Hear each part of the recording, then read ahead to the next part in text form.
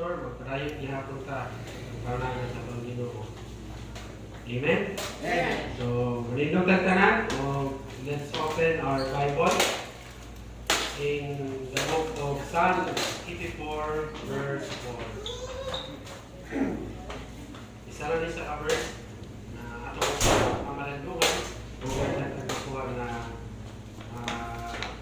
wisdom na pinaagyan ng kinina verse.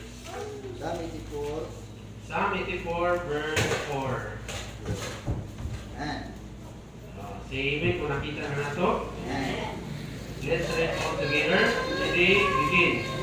Blessed are they that dwell in thy house, that they will be still praising thee, Selah. Amen. Let's pray. Our Heavenly Father, lagi we are lagi provide and thank you, Lord, for your sustaining grace and mercy. Thank you this morning, Lord God. Another life, then we have to ganamo na maging parayon ways among faithful na kaning Lord God.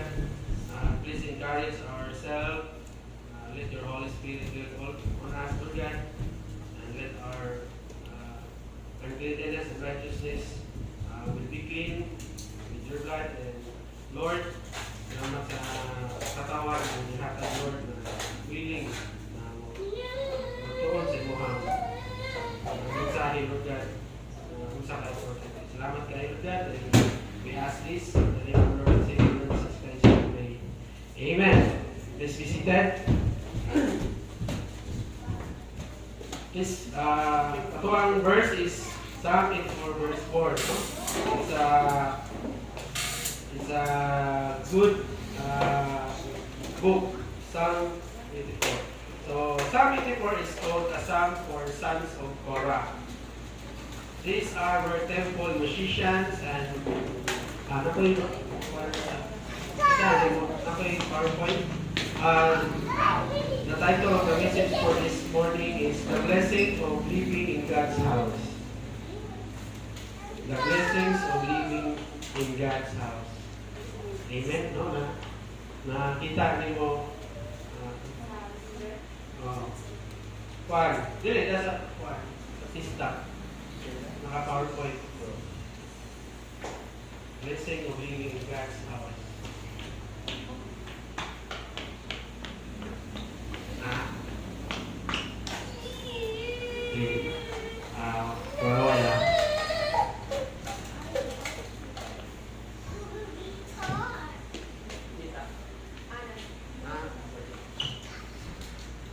Amen. Praise God. So, natay kuwan ba ng PowerPoint para mas masabta na sa kong ipang istorya. So, the title is The Blessing of Living in God's House. In Psalm 84 is called a psalm for the son of Korah. These were temple and musician and gatekeepers who served in the house of the Lord. This psalm reflects their deep love for God's presence. The Old Testament, the house of God referred to the tabernacle or temple. No, sa unang panahon, ang house of God is kanang tabernacle. Unya na ako'y i-present sa inyo about the tabernacle or the temple. The place where God's presence was experienced in a special way. No?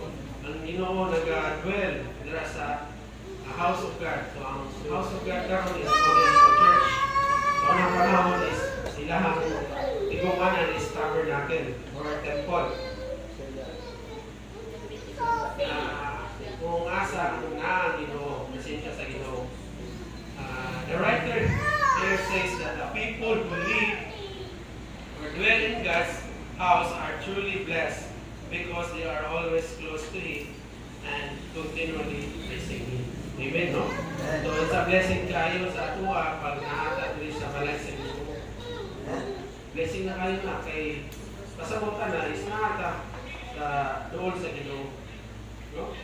Wala man nila yung nahatag ang Ginoo sa pag-blessing. blessing. So, ito na gusto yung blessing. No? As the way of introduction, some people think of church as a weekly tradition. So, ang ubang tao, ang ilahang una-una nila is ang ining pagdating sa church, pag-ato sa church, it's a weekly obligation. No? Dili na to isip ko na kaya member to sa church. Kuwala ta, obligasyon ng musimba. No? Wala siya i-essence na isa dyan yung mungol na nagkato ka simbahan. But the Bible tells us that being in God's house is a blessing. No? Ibalik-balik yun na, i-emphasize yun na ang blessings is naan yun sa balay sa Ginoo. It's more than a building, it is a place where God's presence is filled, where His people worship, and where lives are changed. No? Kung naan na sa balay sa Ginoo is di kausapan na itong kinabuhi. No? And Psalm 84 reminds us that who make God's house a regular dwelling place will always have a heart full of peace. So, kung nakaka sa simbahan, is ihatag sa nato at wholehearted na attention